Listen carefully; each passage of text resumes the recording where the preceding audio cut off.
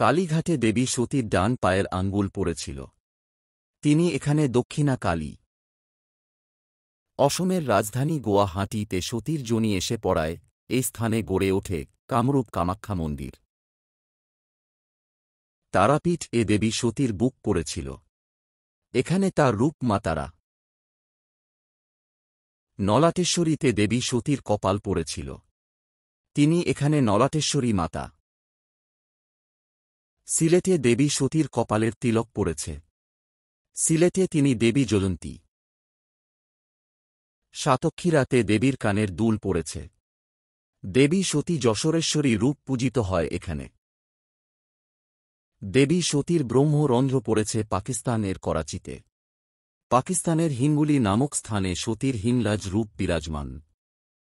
পুরীতে দেবী সতীর নাভি পড়েছিল। তিনি এখানে মাতা বিমলা। ত্রিপুরা রাজ্যে দেবী সতীর ডান পা পড়েছে। দেবী সতী ত্রিপুরা সুন্দরী রূপে পূজা পান। দান্তে ওয়াদা নামক স্থানে দেবী সতীর দাঁত পড়েছে। দান্তে ওয়াদাতে দন্তেশ্বরী শক্তিপীঠ আছে। বক্রেশ্বরে ভ্রামরী শক্তিপীঠ অবস্থিত। এই স্থানে মহামায়ার ভ্রু পড়েছে। রাজস্থানের আজমিরে দেবী সতীর গলার চেইন পড়েছে। তাই রাজস্থানের আজমির শহরে গড়ে উঠেছে ভয়ঙ্করী চামুণ্ডা শক্তিপীঠ।